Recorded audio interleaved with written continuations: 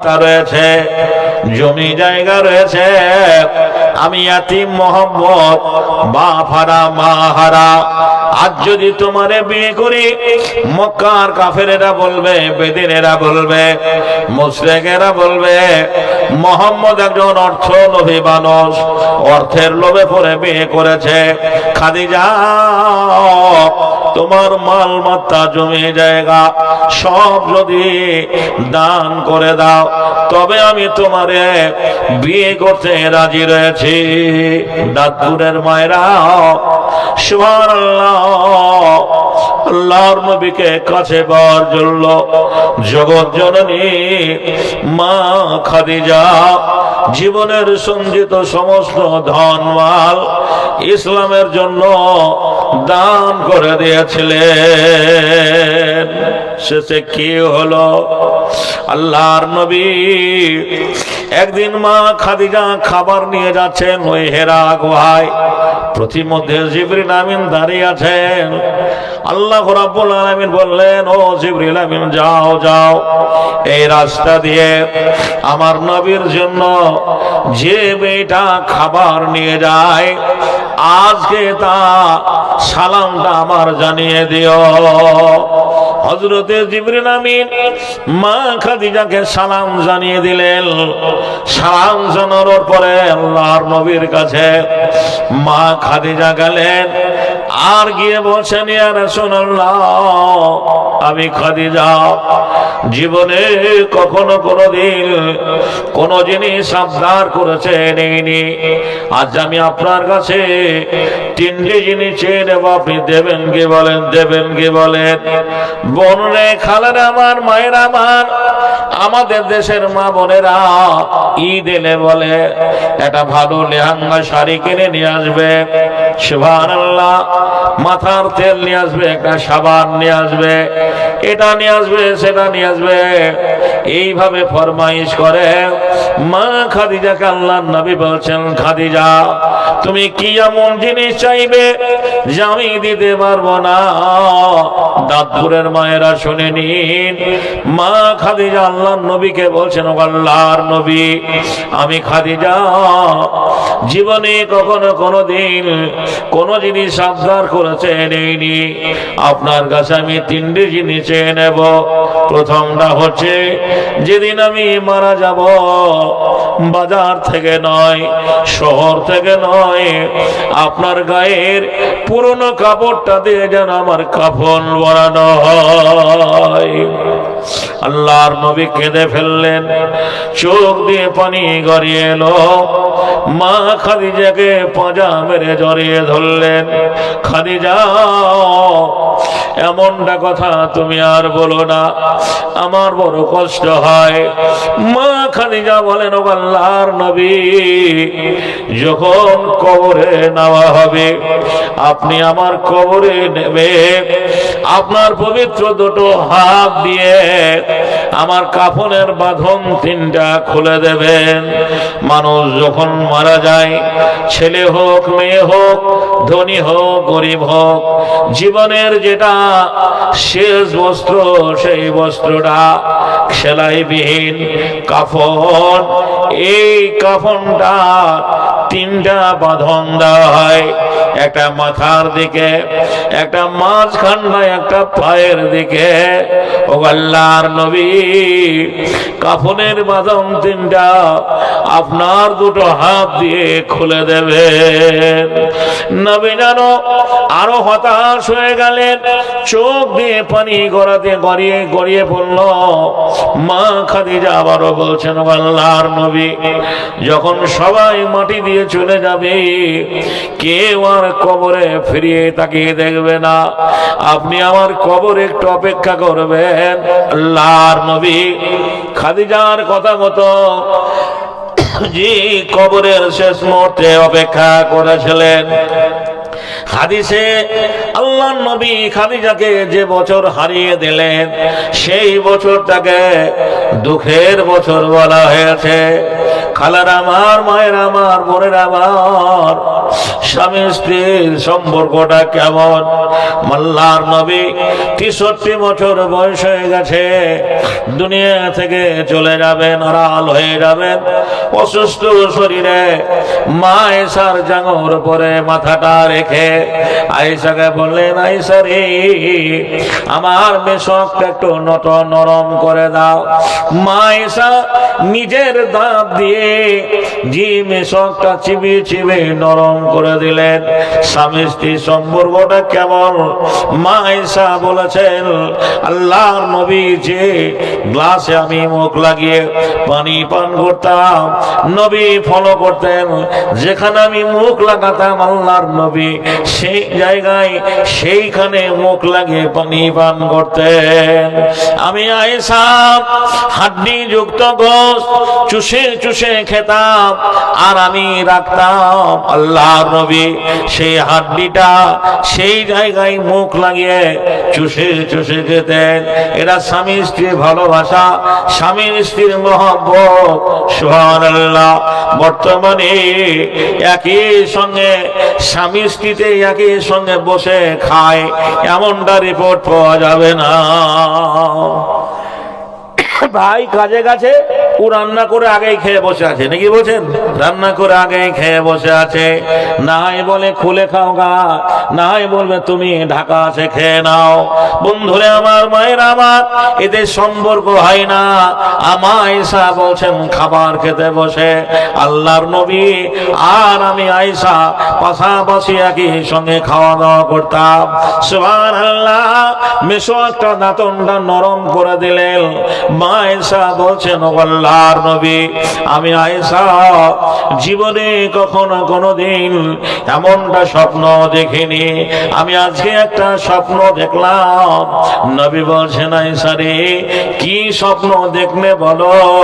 বলছে, ইয়া রাসূলুল্লাহ, স্বপ্নে দেখলাম চেটিয়াল ময়দান, ফাঁকা জায়গা, আমি আয়েশা আমি একটা জায়গায় দাঁড়িয়ে আছি, একটা ঝড় এলো, একটা বাতাস এলো, আর সেই ঝড়ে সেই বাতাসে আমি আয়েশা আমার মাথার কাপড়টা পড়ে গেল।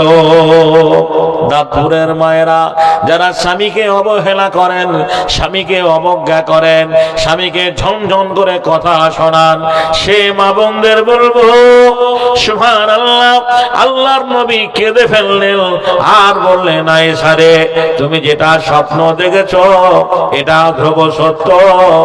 মা আয়েশা রে, আয়েশা রে, তুমি যে স্বপ্নটা দেখেছো এই স্বপ্নটা হচ্ছে আমি আল্লাহর নবী, মেয়েদের মাথার ছাদ হচ্ছে তার স্বামী, যার স্বামী নেই তার মাথার ছাদ নেই, মাথার ছায়া নেই।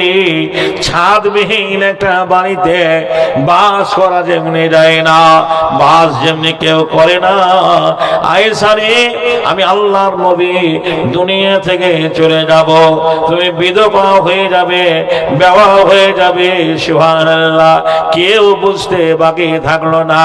কবির ভাষায় কবি কথায় বলেছেন, আমার নবীর ওফাত হলো যেদিন মদিনায়, ত্রিভুবনে উঠে মাতম, কে কে দেখবে আয়, আমার নবীর ওফাত হলো যেদিন মদিনায়। মা ফাতেমা বসে কাঁদে,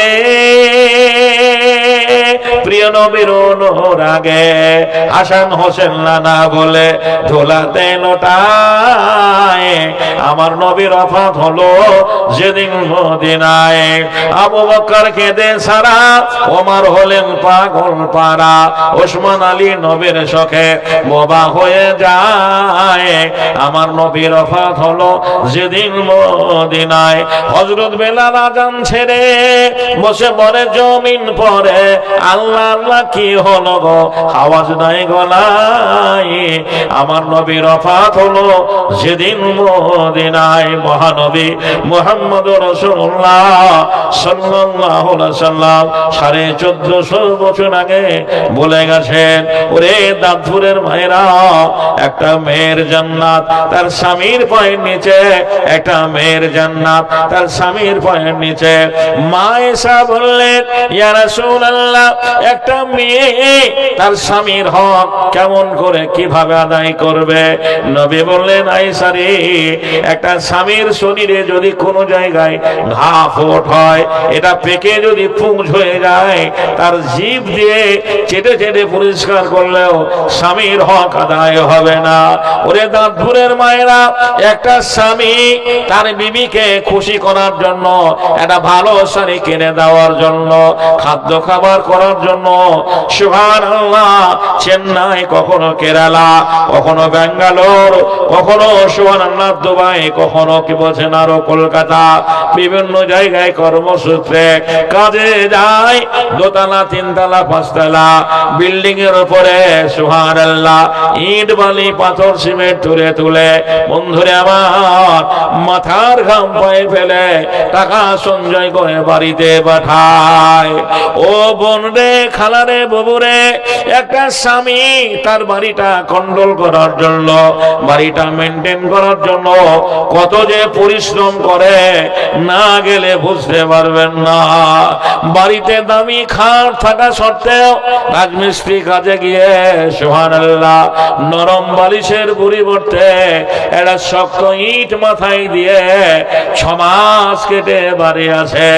বলে, রহিমার মা, ঈদে বাড়ি যাব না, আল্লাহ যদি হায়াত দারাজ দেয় বাড়িতে গিয়ে ছাপ ঢালাই করব, আমি কুরবানিতে যাব, ঈদে মনে হয় বাড়ি যাওয়া হবে না। বোন রে, ও দাঁতপুরের বোন, মা, খালা রে, বাবু রে, সুবহানাল্লাহ একটা স্বামী তার বিবিকে সুবহানাল্লাহ খুশি করার জন্য, ভালো খাবার করে দেওয়ার জন্য, ভালো শাড়ি পরার জন্য, ছেলে মেয়েকে মানুষ করার জন্য হায় হায় কত না পরিশ্রম করে, না গেলে বুঝতে পারবেন না। এই জন্য দেখা যায় কত ভাই বিদেশে কাজ করতে গিয়ে অ্যাক্সিডেন্ট হয়ে মারা যায়, বিল্ডিং এর কি বলছেন ভাড়া কেটে ভাড়া পরে মারা যায়, কফিন বন্দি হয়ে দেশে পাঠানো হয়। সুবহানাল্লাহ, এই জন্য মহানবী মুহাম্মদুর রাসূলুল্লাহ সাল্লাল্লাহু আলাইহি ওয়াসাল্লাম বলেছেন, একটা মেয়ের জান্নাত তার স্বামীর পায়ের নিচে। মা খালারা আমার, ইব্রাহিম একজন আল্লাহর নবী, ইব্রাহিম পয়গম্বর একটা মহল্লায় গেলেন, আর মহল্লায় গিয়ে একটা বাড়িতে আওয়াজ করে বললেন, সালাম দিয়ে বলেন, কে বাড়িতে আছো? একটা মহিলা বলল, কে? বলে, আমি ইয়ামান থেকে এসেছি মা, তোমার স্বামীকে বাড়িতে রয়েছে। ইব্রাহিম নবীর প্রত্যুত্তরে মেয়েটা বলল, না, আমার স্বামী কাজে গেছে, আমার স্বামী বিদেশে গেছে, আমার স্বামী সফরে গেছে। বন্ধুরে আমার, বলো, মা রে, তোমার স্বামী কবে আসবে? বলে, বলে যায়নি। বলে, কখন, কিভাবে তুমি সংসার চালাও? মেয়েটা বলল, হবের সংসার, কোনোদিন চুলো জ্বলে, কোনোদিন জ্বলে না, কোনোদিন খেতে পাই, কোনোদিন পাই না, এইভাবে জীবন যাপন করি। ইব্রাহিম পয়গম্বর বললেন, মা, একটা কথা বলে যাচ্ছি, ভুলে যেও না, তোমার স্বামী এলে বলিও ঘরের চৌকাঠখানা পাল্টাতে বলেছে। ইব্রাহিম আলাইহিস সালাম চলে গেলেন। কিছুদিন পরে সেই মেয়েটার স্বামী এলো। ওই মহিলার স্বামীকে জানেন, মহিলার স্বামী অন্য কেউ নয়, ইব্রাহিমের ছেলে ইসমাইল আলাইহিস সালাম। বলল, স্বামী গো, তোমার খোঁজে একটা লোক এসেছিল, চুলগুলো সাদা, দাড়িগুলো সাদা, বড় বড় দাড়ি, ইয়ামান থেকে এসেছে। আমি বুঝতে বললাম, বসলো না। বলে, তোমার স্বামী কোথায় গেছে? আমি বললাম, আমার স্বামী শিকারে গেছে, কবে আসবে আমার জানা নেই। মা, স্বামী তখন সেই লোকটা বারবার বলে গেছে, মা, ভুলে যেও না, তুমি কিভাবে সংসারটা চালাও। আমি যেটা হাকিকাতে অভাবের সংসার, সেটাই তাকে বলেছিলাম। স্বামী গো, বুঝতে পারিনি, লোকটা বারবার বলে গেছে, মা রে ভুলে যাস না, তোর স্বামী এলে বলিস ঘরের চোকারটা পাল্টাতে বলেছে। স্বামী গো বুঝতে পারলাম না, চোকারটা তো ভেঙে যায়নি, ঘোল লাগেনি, কেন পাল্টাতে বলেছে? ইসমাইল আলাইহিসসালাম বিবির হাতটা ধরে বলল, বিবি রে তুমি কি সর্বনাশ করেছ? যার সামনে নাশকরি করেছো সে হচ্ছে আমার আব্বা ইব্রাহিম পয়গম্বর। আমার বাপের সামনে নাশকরি করেছো বলে আমার বাপ তোমার মতো নাশকরি মেয়েকে তালাক দিতে বলেছে। আল্লাহর কাছে দুটো জিনিস দামি, দামি জিনিস দুটো কি? শুকর করা দিল আর জিকির করা জবান। একটা মেয়ে সুবহানাল্লাহ 36টা ব্লাউজ 18খানা শাড়ি থাকার সত্ত্বেও এত নাশকরি করে, যদি কোনো ফেরিওয়ালা কাপড়ওয়ালা গ্রামে একবার হাঁক মারে বলে এখানে নামাও, করে কি করে না বলেন? কিন্তু একবার ফতেমার জীবনীটা পড়ে দেখবেন, সুতির কাপড়ে চামড়ার ডাব্বি, সেলাইয়ের পর সেলাই। সুবহানাল্লাহ, হায়রে জীবন যাত্রা, জাতা ঘুরিয়ে ঘুরিয়ে ফতেমার হাতে দাগ পড়ে গেছিল, ফোঁসা পড়ে গেছিল, মশকে পানি বয়ে বয়ে কাঁধে দাগ পড়ে গেছিল। কখনো কোনদিন এমন কথা বলেনি, ও হাসানের বাপ, ও হোসাইনের বাপ, তোমার সংসারে আমি সুখ শান্তি পেলাম না। আর দাঁতপুরের মা বোনদের এত রঙিন বিলাসিতা, সুবহানাল্লাহ, এত খাদ্য খাবার।